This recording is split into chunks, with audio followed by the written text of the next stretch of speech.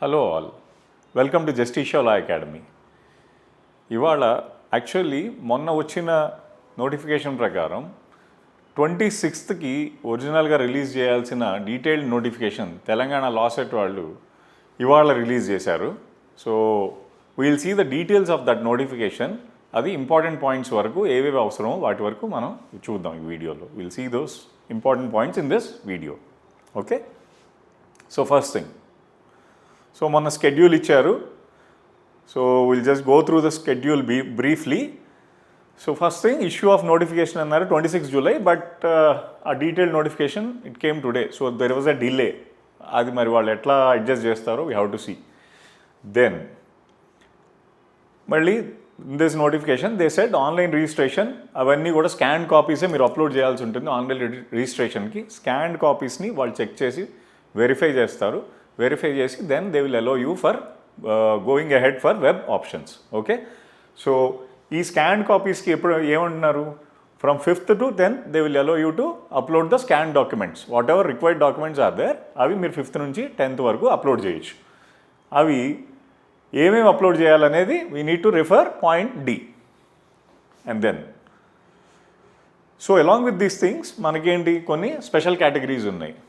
ఏంటి అంటే NCC, some students have NCC certificates. లేకపోతే కొందరు సెంట్రల్ ఆర్మ్డ్ ఫోర్సెస్ పర్సనల్ పిల్లలు అయి ఉంటారు, children of central armed forces personnel. Then PH, physically handicapped. And then sports. So వీళ్ళకి ఏంటంటే సపరేట్గా ఒక స్కెడ్యూల్ ఉంది.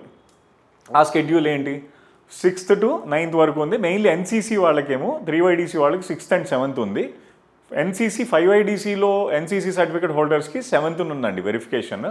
దెన్ స్పోర్ట్స్, క్యాప్, ఈ రెండు కేటగిరీస్కి 8th. దెన్ ఫిజికల్లీ హ్యాండిక్యాప్డ్కి 9th. Just these dates are important, remember. ఇక్కడ ఫిజికల్గా వెళ్ళి మీరు వెరిఫై చేయించుకోవాలి.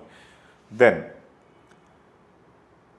Finally what he says, according to this schedule 15th verify చేసిన తర్వాత ఏ క్యాండిడేట్స్ అయితే ఆర్ ఎలిజిబుల్ ఫర్ కౌన్సిలింగ్ ఆ లిస్ట్ అనేది 15th పెడతారు. మనకి 16th to 19th web options open అవుతాయి. 16th, 17th, 18th and 19th. After that finally 20th ఒక్కరోజు మీకు ఏంటంటే మళ్ళీ ఫైనల్గా మీరు ఏమన్నా మార్చుకోవాలనుకున్నా, ఎడిట్ చేసుకోవాలన్నా 20th మళ్ళీ ఆప్షన్ ఇస్తాడు. ఒకవేళ మీరు 16th to 19th సెలెక్ట్ చేసుకుని ఫిక్స్ చేశారనుకోండి, అప్పుడు ఎడిట్ చేయనివాడు. కానీ మళ్ళీ again on 20th you can change those options. మళ్ళీ రీథింక్ చేసుకుని చేంజ్ చేసుకోవాలని చేంజ్ చేసుకోవచ్చు. దెన్ అప్పుడు ఫైనల్లీ ఏంటంటే మీరు పెట్టుకున్న ఆప్షన్స్ ఫైనల్గా వాడు టాలీ చేసుకుని ఏ వరకు ఏ సీట్ అలాట్ అయింది అనేది లిస్ట్ 24th రిలీజ్ చేస్తాడు. 24th రిలీజ్ చేశాక you need to report at the concern colleges with original certificates along with tuition fee payment receipt. So ఇది చేసి మీరు 25th to 28th ఏంటంటే కాలేజెస్ దగ్గర రిపోర్టింగ్ ఉంటుందండి. సో ఇది ఎవరికి అంటే why this display of list of verified candidates ఇక్కడ జరుగుతుంది చూసారు 15th. That is whether you are eligible for counselling or not అనేది చెప్తాడు. ఎవరెవరు, local candidates and non local candidates are eligible for counselling అంటాడు. నాన్ లోకల్ అవ్వడానికి కూడా కొంత క్రైటీరియా ఉందండి. Will see that. ఓకే, ఈ రెండుటికి ఎలిజిబుల్ కానీ క్యాండిడేట్స్కి there will be another option which is national integration quota అని ఉంటుంది, NIQ కోటా అంటాం. దానికి ఓయూ వాళ్ళు సపరేట్ నోటిఫికేషన్ ఇస్తారు for counselling dates and all. అక్కడ యూనివర్సిటీ క్యాంపస్లోనే అవుతుంది అది. ఓయూలో దేర్ ఆర్ అరౌండ్ 12 seats. ఓకేనా అండి, there is NIQ quota for those students.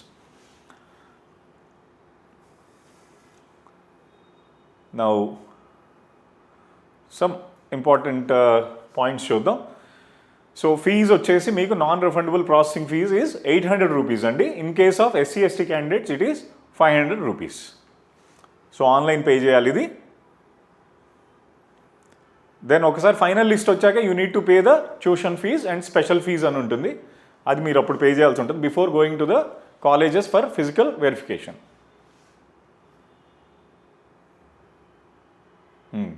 చాలామంది స్టూడెంట్స్కి డౌట్ ఏమొస్తుందంటే ఆమె eligible for fee reimbursement or not అంటాడు. జనరలీ గవర్నమెంట్ గైడ్లైన్స్ ఇష్యూ చేస్తుంది దానికి.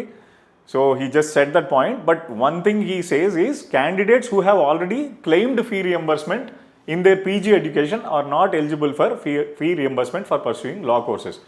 సో గ్రాడ్యుయేషన్లో కాకుండా ఏదైనా పీజీ చేసి అక్కడ ఫీ రియంబర్స్మెంట్ మీరు కనుక క్లెయిమ్ చేసుకున్నట్టయితే they are not eligible for fee reimbursement for while pursuing law courses.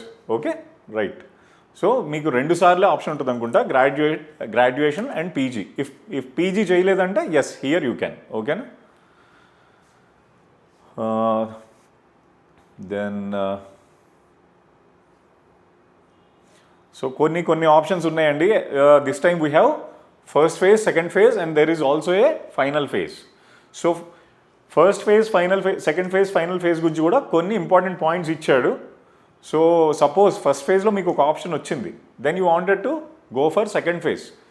మీరు సెకండ్ ఫేజ్లోకి వెళ్ళిన తర్వాత కానీ రిపోర్ట్ చేసే వెళ్ళండి. ఇట్ ఈస్ బెటర్ దట్ మీకు సీట్ అలాట్ అయిన సీట్ గురించి మీరు వెళ్ళి రిపోర్ట్ చేయండి కాలేజ్లో, then go for second phase and final phase. మీకు ఆ సీట్ అక్కడ మీరు అనుకున్న కాలేజ్లో కానీ ఇంకో చోట వచ్చింది, but first pay the fee and go report and then go for second counselling. ఎందుకంటే ఇక్కడ కండిషన్ ఉందండి, the candidates who had cancelled seats either in first phase or second phase are not eligible to give options in final phase అంటున్నాడు. So just be cautious about these conditions. ఓకేనా? So first phase మాత్రం మీరు వెళ్ళకపోయినా కానీ second ఫేజ్కి will be allowed basically, but final ఫేజ్కి allow చేయడు. ఇంకా సెకండ్ ఫేజ్ కూడా మీరు మిస్ చేసుకున్నారనుకోండి, ఫైనల్ ఫేజ్లో మిమ్మల్ని అలౌ చేయడు. So just be cautious. ఓకేనా? ఒకవేళ ఫస్ట్ ఫేజ్ ఆప్షన్స్ మీరు కన్సిడర్ చేయకపోతే ఏంటంటే అది ఆటోమేటికల్లీ సెకండ్ ఫేజ్లోకి వెళ్ళి నెక్స్ట్ మెరిట్ బేసిస్ మీద అలొకేట్ అవుతుంది. So basically we have 3 phases, that is important. Now so OU local status ఉన్న క్యాండిడేట్స్ అందరికీ దెర్ విల్ బి అరౌండ్ 85% అండి seats will be for OU local candidates. Remaining 15% ఏంటంటే they will remain as unreserved seats. వాటికి OU local వాళ్ళు కూడా ఎలిజిబుల్లే. Along with them other students are also, ఎవరైతే non locals అని ఉంటారో along with locals, non locals are also eligible for this 15% of seats అనమాట. So ఆ 15% ఎలిజిబిలిటీ ఎవరెవరికి ఉంది ఎలిజిబిలిటీ అంటే, see here, candidates who have resided in the state for total period of 10 years excluding periods of study outside the state or either of whose parents have resided in the state for a total period of 10 years.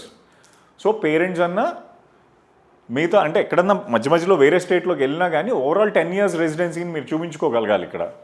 Okay, then also candidates who are children of parents who are in the employment of this state or central government and public sector corporations, local bodies, universities and other similar quasi public institutions within the state. స్టేట్లో ఉన్న ఈ ఆర్గనైజేషన్స్లో ఎవరైనా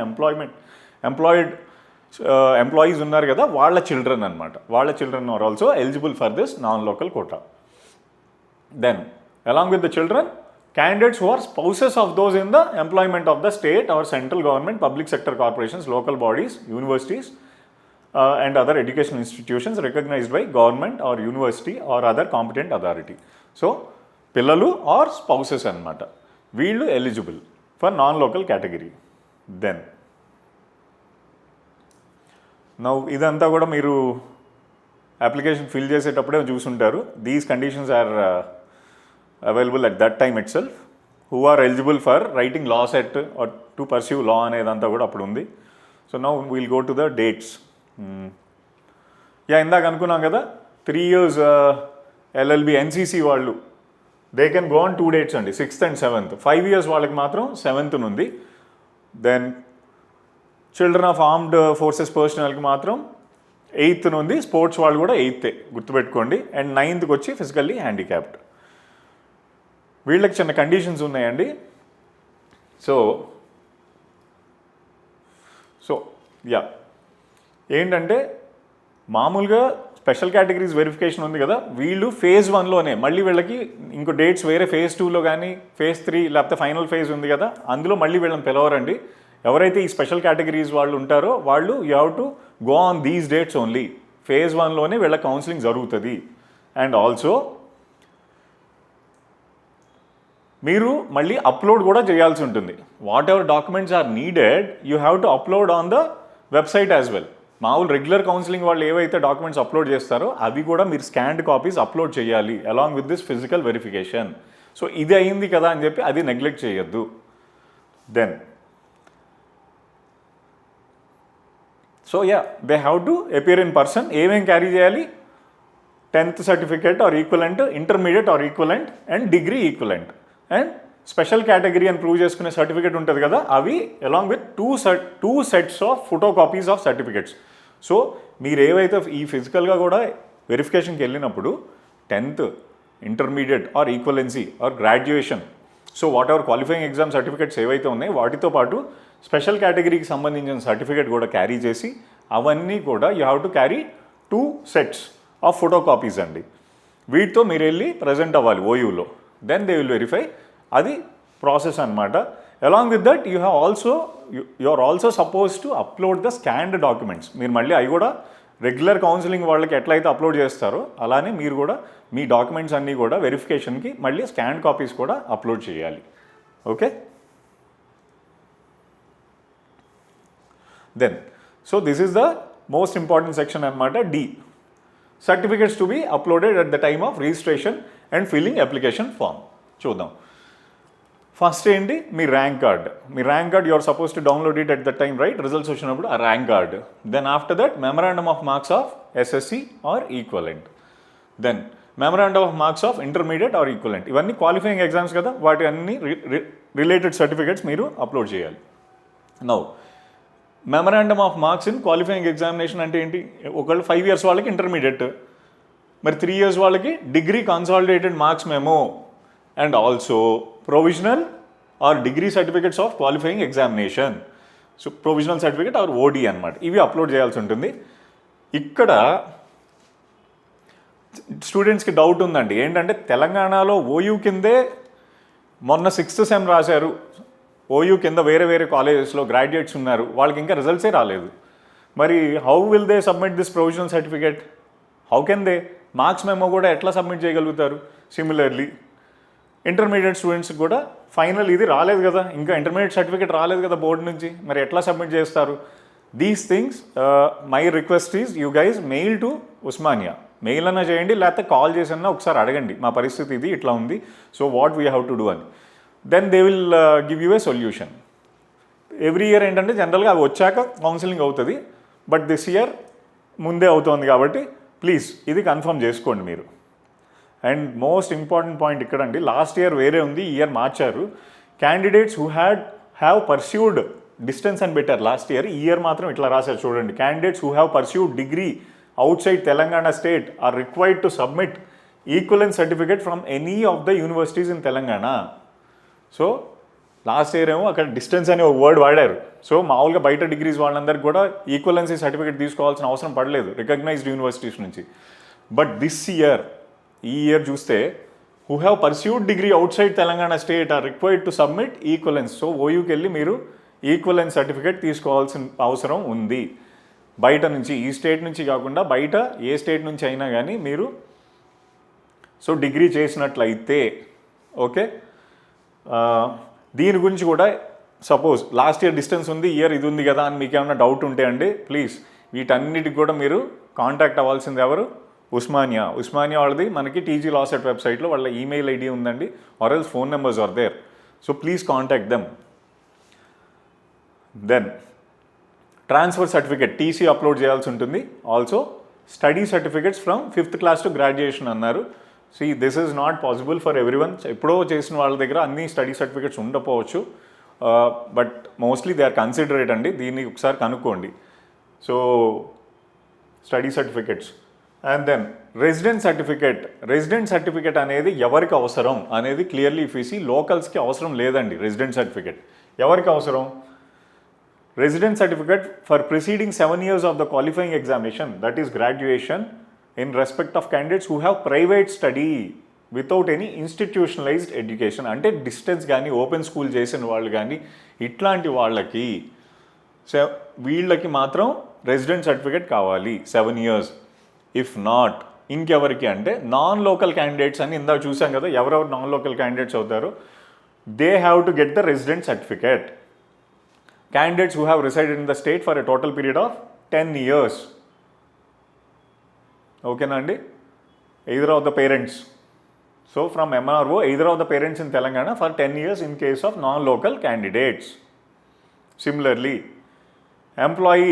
employers ఉన్నారనుకోండి, so employer నుంచి ఒక certificate తెచ్చుకోవాలి. Employees ఎవరు, government employees ఎవరిని ఉన్నా, లేకపోతే డిఫరెంట్ ఇచ్చాడు కదా public sector undertakings, local bodies etcetera, they have to get a certificate from the employer that they are in this state అనమాట. సిమిలర్లీ అదే సర్టిఫికేట్ స్పౌసెస్ వీళ్ళు ఉన్నా కానీ కూడా తెచ్చుకుని సబ్మిట్ చేయొచ్చు. Finally migration certificate if applicable అన్నాడండి. ఈ పాయింట్ దగ్గర మొన్న ఒక స్టూడెంట్ మెయిల్ చేశారు, మైగ్రేషన్ సర్టిఫికేట్ మరి ఇప్పుడు అవసరమా అని చేస్తే మరి ఆ మెయిల్కి రెస్పాన్స్ అయితే TC is important and certificates are important, migration ఇప్పుడు అక్కర్లేదని చెప్పారు. But here he said if applicable. So migration కూడా రెడీ ఉంచుకోండి. అంటే మైగ్రేషన్ జనరల్గా ఉస్మానియాలోనే చేస్తుంటే మీకు అక్కర్లేదండి, వేరే యూనివర్సిటీస్ నుంచి మైగ్రేట్ అయ్యేటప్పుడు you generally take migration certificate. Then community certificate ఒకటి సపరేట్ తెలంగాణ స్టేట్ ఫామ్ అయ్యాక మీ దగ్గర కనుక కమ్యూనిటీ సర్టిఫికేట్, క్యాస్ట్ సర్టిఫికేట్ ఉంటే దట్ ఈస్ సఫిషియంట్ అండి. బీసీ, ఎస్సీ, ఎస్టీ క్యాండిడేట్స్కి ఇది ఇంపార్టెంట్. దెన్ ఈడబ్ల్యూఎస్ వాళ్ళకి మాత్రం you have to get a latest one. See valid for the year 26-27. EWS వాళ్ళు ఉంటే కనుక లేటెస్ట్ ఈడబ్ల్యూఎస్ సర్టిఫికేట్ తీసుకుని అప్లోడ్ చేయండి. తర్వాత parental income certificate for scholarships etcetera you need income certificate కూడా సబ్మిట్ చేయాల్సి ఉంటుంది. కాబట్టి మీరు అది కూడా లేటెస్ట్ది ఎప్పుడు January 2026, 1/1/2026 తర్వాతది you have to submit. And final points ఏంటంటే ముస్లిం క్రిస్టియన్ మైనారిటీ క్యాండిడేట్స్ వాళ్ళు 10th క్లాస్ టీసీ ఏదైతే ఉందో in that TC should have minority status అని ఉండాలి టీసీలో. లేదనుకోండి హెడ్ ఆఫ్ ద ఇన్స్టిట్యూషన్ నుంచి వాళ్ళు ఎక్కడైతే చదివారో వాళ్ళ దగ్గర నుంచి you need to get a letter, certificate issued by them. Okay, finally ఏంటి లాస్ట్లో Aadhaar card or any valid ID proof, ఇంకొక ఐడి ప్రూఫ్ అడుగుతారు, అది just scan copy you need to upload. ఓకేనా, ఐ హోప్ ఐఎమ్ క్లియర్ అండి. Then ఇందాక మనం special category వాళ్ళకి కూడా డీటెయిల్స్ చూసాం కదా, విల్ గో అహెడ్.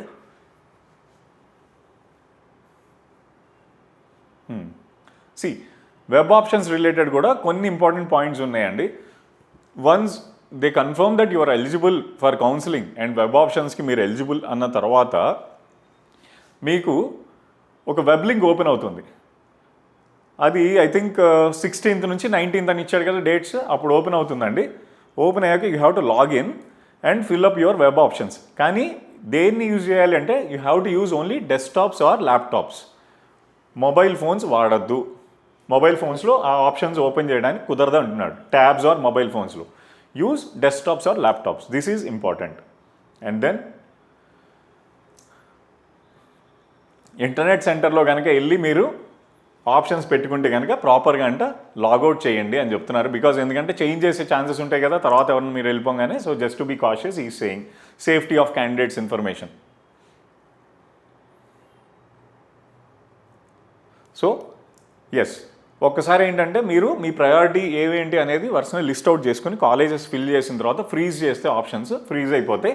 అయ్యాక మళ్ళీ 20th ఎడిటింగ్ ఆప్షన్ ఇచ్చాడు, ఆ రోజు యూ కెన్ జస్ట్ చేంజ్. మళ్ళీ మీరు రీథింక్ చేసుకుని ఓకే ఫైన్ అనుకుంటే, లేదు మార్చాలి ఫైన్ కాదు కొంచెం పైకి కిందకి అయినా మార్చుకుందాం ఆప్షన్స్ అనుకుంటే 20th again you can and then finally freeze చేయొచ్చు. ఇప్పుడు మెయిన్ థింగ్ ఏంటంటే counselling related web options fill చేసేటప్పుడు అండి, నాకు ఈ కాలేజ్ లాస్ట్ ఇయర్ డేటా ప్రకారం వచ్చేస్తుంది అని కన్ఫర్మ్గా పెట్టకండి. Because every year last years data is just మనకు ఒక గైడింగ్ డేటా అంతే. అది ఎందుకని లాస్ట్ ఇయర్ పలానా ఎంతమంది కేటగిరీ క్యాండిడేట్స్ ఉన్నారు ఇవన్నీ మనకు తెలియదు కదా ఇయర్ ఎంతమంది ఉన్నారు. So that's a just guiding data అండి. సో మీరు ఒక ఎస్టిమేషన్తో మీకు గ్యారంటీగా సెకండ్ ఆప్షన్ థర్డ్ ఆప్షన్ వస్తుందని తెలుసు, but still to be on safer side keep more options అండి. Limit, do not limit yourself. వచ్చిన పర్లేదు, ఎక్కువ ఆప్షన్స్ పెట్టడం వల్ల నష్టం అయితే లేదు కదా. పొరపాటున మీరు 3 ఆప్షన్స్ పెట్టారు, ఈ సంవత్సరం అటు ఇటు రాలేదనుకోండి, మళ్ళీ సీట్ అనవసరంగా మీకు అలొకేషన్ అవ్వదు, మళ్ళీ మీరు కంగారు పడాల్సి వస్తుంది. దాని బదులు సరే ఫస్ట్ థర్డ్ది వస్తుంది అనుకుంటున్నాం, go for few more options, ఒక 6 పెట్టండి, నష్టం లేదు. సో ఎప్పటికైనా కానీ జాగ్రత్తతో ఎక్కువ ఆప్షన్స్ పెట్టుకోండి to be on safer side. So actually last year some students పాపం ఇది ఇబ్బంది ఫేస్ చేశారండి. వస్తుంది గ్యారంటీగా లాస్ట్ ఇయర్ ఈ ర్యాంక్ వచ్చింది ఈ కాలేజ్ అని పెట్టేసి 3 ఆప్షన్స్ పెట్టి ఊరుకున్నారు. ఆ ఇయర్ రాలేదు, లాస్ట్ ఇయర్ రాలేదు. మళ్ళీ అగైన్ సెకండ్ ఫేజ్లో కౌన్సిలింగ్కి వెళ్ళాల్సి వచ్చింది. So better don't do that. To be on safe side more options పెట్టుకోండి. దెన్ ఫైనలీ మీకు స్కాన్ కాపీస్ అనేవి ఇక్కడ చూస్తారు, కానీ మీరు కౌన్సిలింగ్ అంతా అయిపోయిన తర్వాత ఫిజికల్ వెరిఫికేషన్ ఉంటుందండి. దాని related you have to go and college దగ్గరికి వెళ్ళి ఆ డేట్స్ ఇచ్చారు కదా, ఫైనల్ వెరిఫికేషన్ ఉంటుంది. ఫీజ్ పే చేసేసి tuition fee and other things, original TC ఇవన్నీ తీసుకుని మీరు వెళ్ళి ఒకసారి ప్రిన్సిపల్తో వెరిఫై చేయించుకోవాలి అక్కడ. సో దీస్ థింగ్స్ చూద్దాం. Then these things also we discussed. Basically this is the reservation chart. Sub categorization ఉంది కదా, గ్రూప్ 1 వాళ్ళకి 1%, గ్రూప్ 2 ఎస్సీ కేటగిరీలో, group 2 9%, group 3 10%. Similarly for other categories also ఎంత అనేది ఇచ్చారు. So I think most of the important points and all I covered అండి. Anyways, if you have any doubts or concerns regarding counseling, మీరు you can call us also. ఏదైనా doubt ఉన్నా కానీ, ఏదైనా issue ఉన్నా, లేకపోతే ఏదన్నా కానీ మాకు తెలిసినంత వరకు will try to guide you and help you guys out there. Okay, and you know our number as well, right? I just write it down here.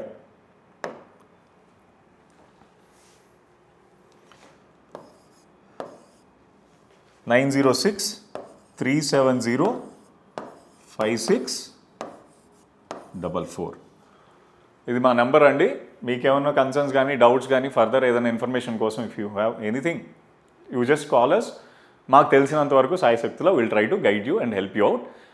If not, will tell you whom to reach. Okay, so 906-370-5644. And all the best. Thank you.